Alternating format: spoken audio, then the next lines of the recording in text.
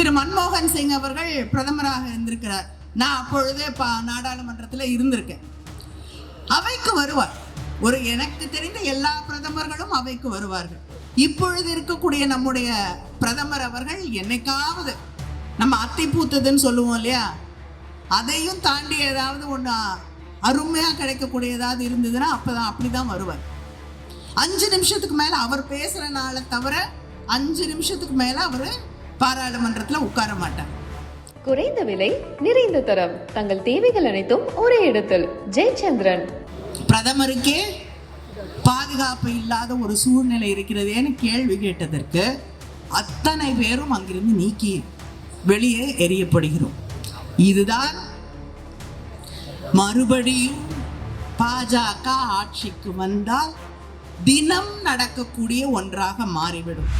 ராமராஜ்யத்தை உருவாக்க வேண்டும், அந்த ராமராஜ்யத்தை அத்தனை பேரும் ஏற்றுக்கொண்டார்கள் என்று இவர்கள் உருவாக்க நினைக்கக்கூடிய ராமராஜ்யம் என்பது யாருக்கும் எந்த உரிமையும் அற்ற ஒரு ராமராஜ்யம் என்பதை நீங்கள் புரிந்து கொள்ள வேண்டும். அது ராமராஜ்யமாக இருக்காது, மோடி ராஜ்யமாக, RSS ராஜ்யமாக.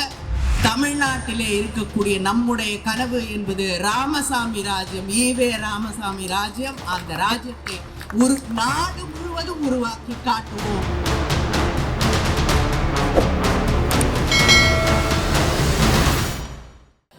இந்த தேர்தல் என்பது இங்கே பேசிய தலைவர்கள் எல்லாம் குறிப்பிட்டு சொன்னது போல மிக முக்கியமாக நம்முடைய மாவட்ட கழக செயலாளர் அவர்கள் இந்த ஒன்றிய ஆட்சி மாறியே தீரும் என்று அவர் ஒரு தெளிவான கணக்கை இங்கே எடுத்து முன்வைத்தார்கள்.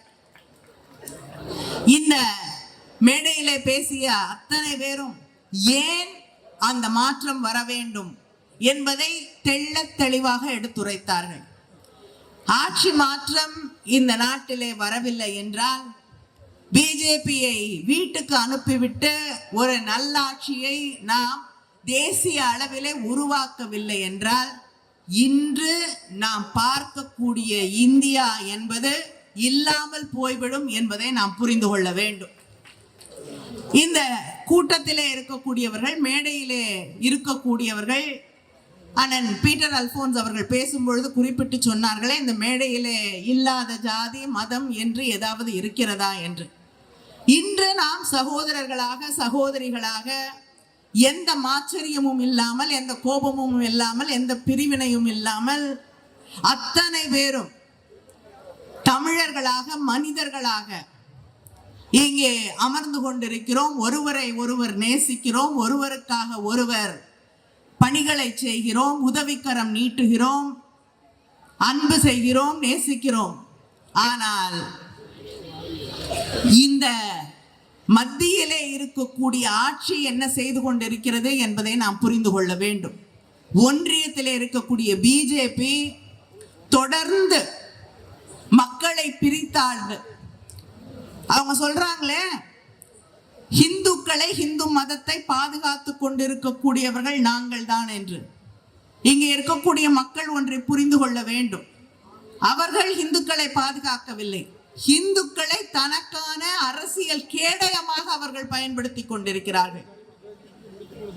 தன்னுடைய அரசியலுக்கான ஆயுதமாக பயன்படுத்தி கொண்டிருக்கிறார்கள். மக்களுக்காக, பெரும்பான்மையாக இருக்கக்கூடிய இந்து மக்களுக்காக இந்த ஆட்சி என்ன செய்திருக்கிறது என்று சற்று சிந்தித்து பாருங்கள். எதுவும் கிடையாது. அங்கே இருக்கக்கூடிய மாணவர்கள் படிக்கிறதுக்கு ஏதாவது செய்யறாங்களா? இல்ல. எல்லா ஸ்காலர்ஷிப்பையும் நிறுத்தியாச்சு.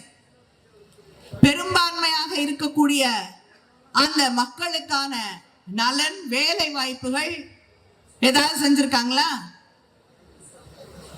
கிட்டத்தட்ட நம்முடைய நாட்டுல சுதந்திரம் பெற்ற பிறகு இன்னைக்குதான் அதிகமான இளைஞர்கள், இளம் பெண்கள் வேலை இல்லாமல் இருக்கக்கூடிய ஒரு சூழலை இந்த நாட்டிலே உருவாக்கி வைத்திருக்கிறார்கள். இதுதான் அவங்களுடைய சாதனை.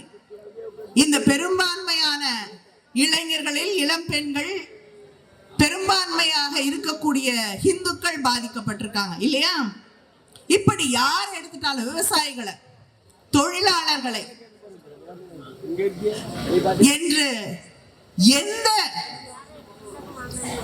துறையை சார்ந்த மனிதர்களாக இருக்கட்டும், மக்களாக இருக்கட்டும், அவர்களுக்கு என்று எந்த நலனையோ அந்த மக்களுக்கான எந்த திட்டங்களையோ செய்ய முன்வராத, செய்யாத ஆட்சிதான் மத்தியிலே இருக்கக்கூடிய ஒன்றிய பிஜேபி ஆட்சி என்பதை நாம் புரிந்து கொள்ள வேண்டும். நான் ஒன்றை இங்கே சுட்டிக்காட்ட விரும்புகிறேன். யாரையும் கேட்கவில்லை, யாரிடமும் கலந்து பேசவில்லை. இந்த நாட்டிலே பெரும்பான்மையாக இருக்கக்கூடிய விவசாய மக்களுக்கு எதிராக சட்டங்களை கொண்டு வருகிறார்கள். விவசாய பெருமக்கள் அந்த சட்டங்களை ஏற்றுக்கொள்ள மாட்டோம் என்று மாதக்கணக்கில் அந்த வெயில்ல குளிர்ல போராடி கொண்டிருக்கிறார்கள். பல பேர் உயிரிழக்கிறார்கள். அசைந்து கொடுத்ததா ஒன்றிய அரசாங்கம்? பிஜேபி ஆட்சி பெரும்பான்மை மக்களுக்காக பாடுபடக்கூடிய ஆட்சி இல்லை. தேர்தல் வரப்போகுது அப்படின்னப்ப அவங்க அந்த சட்டங்களை பின்வாங்குகிறார்கள், பரிசீலிக்கிறேன் என்கிறார்கள். இந்த சட்டங்கள் பாராளுமன்றத்திலே கொண்டு வரப்பட்ட போது அந்த சட்டங்களை நிறைவேற்றக்கூடாது என்று போராடிய எம்பிக்களை சஸ்பெண்ட் செய்கிறார்கள். அந்த எம்பிக்களை சஸ்பெண்ட் செய்தது தவறு என்று நாங்கள் நாடாளுமன்றத்தில் போராடி வெளிநடப்பு செய்த பொழுது அந்த நேரத்தில் தொழிலாளர்களுக்கு எதிரான லேபர் கோட் லாவை கொண்டு வந்து எந்த விவாதமும் கிடையாது, அதை நிறைவேற்றுகிறார்கள். ஒரே நேரத்தில் விவசாயிகளுக்கு எதிரான சட்டங்கள், அதை எதிர்த்து போராடி எதிர்கட்சிகள் வெளிநடப்பு செய்யக்கூடிய அந்த நேரத்தில் தொழிலாளர்களுக்கு எதிரான சட்டங்களை கொண்டு வந்து நிறைவேற்றுகிறார்கள். இந்த நாட்டிலே இருக்கக்கூடிய அடித்தட்டிலே சாதாரண சாமானிய மக்களுக்கு எதிரான சட்டங்கள், ஒவ்வொரு சட்டமும் சாதாரண மக்களுக்கு எதிரான சட்டம், அதே நேரத்தில் மாநில உரிமைகளுக்கு எதிரான சட்டம். எந்த சட்டத்தை எடுத்துக்கொண்டாலும் மாநில உரிமைகளை கொஞ்சம் கொஞ்சமாக பறிக்கக்கூடிய சட்டங்கள். இப்ப புதுசா சென்ற பாராளுமன்ற கூட்டத்தொடரிலே புதிய சட்டங்களை கொண்டு வந்த சட்டம் மாற்றோன்னு, அந்த சட்டத்தோடைய பேரை படிச்சீங்கன்னா யாருக்குமே புரியாது, ஏன்னா ஹிந்தியில தான் இருக்கு. அது என்ன சட்டம், என்ன மாத்துறாங்கன்னு யாருக்குமே தெரியாது. பாதி லாயர்களுக்கே படிச்சா புரியாது, ஜட்ஜுக்கே புரியலாம். இப்ப பாதி ஜட்ஜு புரியாம தான் இருக்காங்க, என்ன செய்ய முடியும் இல்லையா? அப்படிப்பட்ட ஒரு சூழலிலே யாரும் இவர்களை எதிர்த்து கேள்வி கேட்கக்கூடாது. இந்த நாட்டிலே இவர்களை எதிர்த்து கேள்வி கேட்கக்கூடிய ஊடகங்களாக இருக்கட்டும், எழுத்தாளர்களாக இருக்கட்டும், சிந்தனையாளர்களாக இருக்கட்டும், எத்தனை பேர் உயிரிழந்திருக்கிறார்கள் என்பதை நாம் கணக்கிட்டு சொல்ல முடியாது. அந்த அளவிற்கு அவர்கள் பாதிக்கப்பட்டிருக்கிறார்கள். சாமி என்ற ஒரு பாதிரியார் இப்ப சொல்றாங்க இல்லையா, பெருமையா, நாங்க ஒரு பழங்குடியினரை கொண்டு வந்து இந்த நாட்டுடைய குடியரசுத் தலைவராக வைத்திருக்கிறோம் என்று. ஆனா அந்த குடியரசுத் தலைவரை புதிய நாடாளுமன்றம் திறந்த பொழுது கூப்பிடவில்லை. அப்புறம் கோயில் திறந்தார்கள், அங்கேயும் அவருக்கு இடமில்லை. முதல் முறையாக இந்த கூட்டத்தொடர்ல தான் நம்முடைய குடியரசுத் தலைவர், இந்த கூட்டத்தொடரிலே வேற வழி இல்லை, குடியரசுத் தலைவர் உரை இருக்கிறது, அப்பொழுதுதான் அவர் அங்கே அழைத்து வரப்படுகிறார். அதுக்கு முன்னால அவங்களுக்கு பாராளுமன்றத்திற்கு வருவதற்கான அழைப்பு இல்லை, அனுமதியும் இல்லை. இந்த பெருமையா சொல்றாங்களே, யார நாங்க குடியரசுத் தலைவராக ஆக்கியிருக்கோம், அதே பழங்குடியினருக்காக தன் வாழ்நாளெல்லாம் பாடுபட்ட கிட்டத்தட்ட 82 வயசுக்கு மேல இருக்கக்கூடிய ஒரு பாதிரியார அவரை தேச விரோதின்னு சொல்லி கொண்டு போய் சிறையிலே அடைத்து அவரால் தண்ணி கூட குடிக்க முடியாது, ஸ்ட்ரா இல்லாம. கப்பை கையில் எடுத்து குடிக்க முடியாது. அவருக்கு பார்க்கின்சன்ஸ், தன்னுடைய தசைகள் எல்லாம் நசிந்து போகக்கூடிய வயது.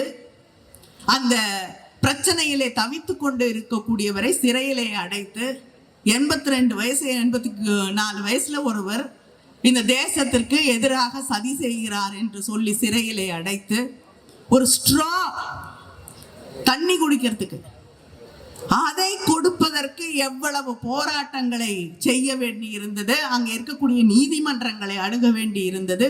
இதுதான் இவர்களுக்கு தெரிந்த நீதி, நியாயம், நேர்மை. இங்கே நாடாளுமன்றம், இந்த ஆட்சி மறுபடியும் வந்தால் நாடாளுமன்றமாக இருக்காது. ஜனநாயகம் என்பது காணாமல் போய்விடும். ஒன்றே சென்ற நாடாளுமன்ற கூட்டத்தொடரிலே பொதுவா திரு மன்மோகன் சிங் அவர்கள் பிரதமராக இருந்திருக்கிறார். நான் அப்பொழுதே நாடாளுமன்றத்தில் இருந்திருக்கேன். அவைக்கு வருவார். எனக்கு தெரிந்த எல்லா பிரதமர்களும் அவைக்கு வருவார்கள். அந்த அவையிலே முடிந்தவரை அவையிலே இருப்பார்கள். ஏதாவது ஒரு கேள்வி எழுப்பப்பட்டால் பிரதமரே எழுந்து பதில் சொன்ன நாட்களை எல்லாம் நான் பார்த்திருக்கிறேன். இங்கே இருக்கக்கூடிய அண்ணன் பீட்டர் அல்போன்ஸ் பார்த்திருப்பார்கள். யாரா இருந்தாலும் பார்க்கக்கூடிய காலங்கள் எல்லாம் இருந்தது. இப்பொழுது இருக்கக்கூடிய நம்முடைய பிரதமர் அவர்கள் என்னைக்காவது நம்ம அத்தி பூத்ததுன்னு சொல்லுவோம் இல்லையா, அதையும் தாண்டி ஏதாவது ஒன்று அருமையாக கிடைக்கக்கூடிய ஏதாவது இருந்ததுன்னா அப்படிதான் வருவார். 5 நிமிஷத்துக்கு மேல அவர் பேசுறனால தவிர 5 நிமிஷத்துக்கு மேல அவர் பாராளுமன்றத்தில் உட்கார மாட்டார். அவர் அங்கே உட்காராத காரணத்தால் 2 பேர் அங்கே இருக்கக்கூடிய நாடாளுமன்ற வளாகத்திலே, லோக்சபால இருக்கக்கூடிய அந்த மாடத்திலிருந்து 2 இளைஞர்கள் தங்களுடைய கோபத்தை காட்டுவதற்காக, இளைஞர்களுக்கு வேலை கிடைக்கவில்லை என்பதை வலியுறுத்துவதற்காக அந்த மாடத்திலிருந்து அந்த நாடாளுமன்றத்திற்குள் குதிக்கிறார்கள். தன்னுடைய கால் செருப்பிலிருந்து 2 பொருட்களை எடுத்து புகை அடிக்கிறார்கள். அந்த மன்றத்திலே தான் இந்த நாட்டின் முக்கியமான தலைவர்கள் அமர்ந்திருக்கிறார்கள். திரு ராகுல் காந்தி அவர்கள் அந்த இளைஞர்கள் அங்கே குதித்த நேரத்திலே தான் அந்த அவையிலே அமர்ந்திருக்கிறார். இப்படிப்பட்ட ஒரு சூழலிலே யாருக்குமே பாதுகாப்பில்லையே, எப்படி இது நடந்தது என்று நாங்கள் கேள்வி கேட்ட காரணத்திற்காக அவையிலே இருக்கக்கூடிய இந்த நாட்டின் வரலாற்றில் முதல் முறையாக லோக்சபா, ராஜ்யசபா 2 பக்கமும் இருக்கக்கூடிய எதிர்கட்சியில இருந்த அத்தனை எம்பிக்களையும் நாடாளுமன்ற உறுப்பினர்களையும் சஸ்பெண்ட் செய்து அவையிலிருந்து நீக்கி வெளியே தூக்கி எறிகிறார்கள். யாருமே கிடையாது, எதிர்கட்சியே கிடையாது. ஏன், எப்படி அவர்கள் வந்தார்கள்? பாதுகாப்புகளை எல்லாம் கடந்து கொண்டு எப்படி 2 பேர் குதிக்க முடியும்? நல்ல பிரதமரா இருந்தா அவரு கூட அவையில இருந்திருப்பார் இல்லையா? பிரதமருக்கே பாதுகாப்பு இல்லாத ஒரு சூழ்நிலை இருக்கிறதேன்னு கேள்வி கேட்டதற்கு அத்தனை பேரும் அங்கிருந்து நீக்கி வெளியே எறியப்படுகிறோம். இதுதான் மறுபடியும் பாஜக ஆட்சிக்கு வந்தால் தினம் நடக்கக்கூடிய ஒன்றாக மாறிவிடும். கேள்வி நேரத்தில் எழுந்து கேள்வி கேட்டா கூட தூக்கி போட்டுருவாங்க, வெளியில சஸ்பெண்ட் பண்ணுவாங்க. அதனால இந்த நாட்டை பாதுகாக்க வேண்டும் என்றால், இந்த நாட்டின் ஜனநாயகத்தை பாதுகாக்க வேண்டும் என்றால், உங்களுடைய பிள்ளைகளின் எதிர்காலத்தை பாதுகாக்க வேண்டும் என்றால், கல்வியை பாதுகாக்க, கல்விக்கான உரிமைக்கு எவ்வளவு போராடி இருக்கிறோன்னு அண்ணன் பீட்டர் அல்போன்ஸ் பேசும்பொழுது சொன்னார்கள். கோயிலுக்குள்ள உள்ள போறதுக்கு கூட உரிமை இல்லை. அந்த உரிமையை பெற்று தந்தது திராவிட இயக்கம். அந்த உரிமையை இன்று நம்முடைய ஆட்சியிலே தலைவர் கலைஞர் அவர்கள் கொண்டு வந்த அத்தனை பேரும் அனைத்து ஜாதியினரும் அர்ச்சகராகலாம் என்பதை நிறைவேற்றி தந்தது திராவிட முன்னேற்ற கழக ஆட்சி. நம்முடைய ஆட்சி. பெண்களும் அர்ச்சகராகலாம், யாருக்கும் தடை இல்லை. என்று சொல்லக்கூடிய அந்த நிலையை உருவாக்கி தந்திருப்பது நாம். அவங்க என்ன பண்ணாங்க? இன்னும் பாதி பேர் கோயிலுக்குள்ள வர முடியாது. இன்னும் கோயிலுக்குள்ள பிரதமரே போக முடியாத ஒரு சூழ்நிலையை நாம் பார்த்து கொண்டிருக்கிறோம். ஜனாதிபதி வர முடியாத சூழ்நிலையும் நாம் பார்த்து கொண்டிருக்கிறோம். இது சாதாரணமாக இருக்கக்கூடிய ஒரு சூழலாக மாறும். மறுபடியும் ஒடுக்கப்பட்டவர்கள் ஒடுக்கப்படுவார்கள். உங்கள் கைகளிலே இருக்கக்கூடிய உரிமைகள் எல்லாம் தட்டி பறிக்கப்படும். புதிய கல்விக் கொள்கை என்பது நம்ம பிள்ளைங்க பள்ளிக்கூடத்துக்கு போக முடியாது. எந்த கல்லூரியில போய் படிக்கணும்னாலும் இப்ப நீட் எழுதி மருத்துவ கல்லூரிக்கு போக முடியாத ஒரு நிலை. அடுத்து எந்த கல்லூரியில போய் பிள்ளைங்க படிக்கினாலும் என்ட்ரன்ஸ் எக்ஸாம், நுழைவுத் தேர்வு. கல்லூரிக்கே சாதாரண சாமானிய கிராமப்புறங்களில் இருக்கக்கூடிய பிள்ளைகள் போய் படிக்க முடியாத ஒரு சூழலை உருவாக்குவார்கள். நீ ஏன் காலேஜுக்கு போற, நீ ஏன் நல்ல வேலைக்கு போற?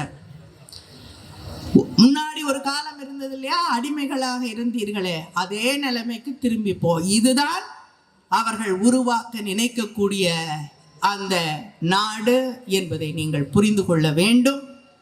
இங்கே அண்ணன் பீட்டர் அல்போன்ஸ் அவர்கள் பேசும் பொழுது குறிப்பிட்டு சொன்னார்கள், ராமராஜ்யத்தை உருவாக்க வேண்டும், அந்த ராமராஜ்யத்தை அத்தனை பேரும் ஏற்றுக்கொண்டார்கள் என்று. இவர்கள் உருவாக்க நினைக்கக்கூடிய ராமராஜ்யம் என்பது யாருக்கும் எந்த உரிமையும் அற்ற ஒரு ராமராஜ்யம் என்பதை நீங்கள் புரிந்து கொள்ள வேண்டும். அது ராமராஜ்யமாக இருக்காது, மோடி ராஜ்யமாக, RSS ராஜ்யமாக, பஜ்ரங்கள் ராஜ்யமாகத்தான் இருக்கும் என்பதை நீங்கள் புரிந்து கொள்ள வேண்டும்.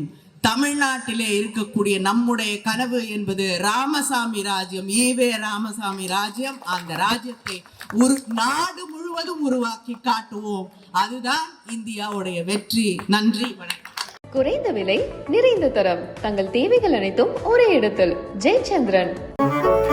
மின்னம்பலம்.com, தமிழின் முதல் மொபைல் பத்திரிகை.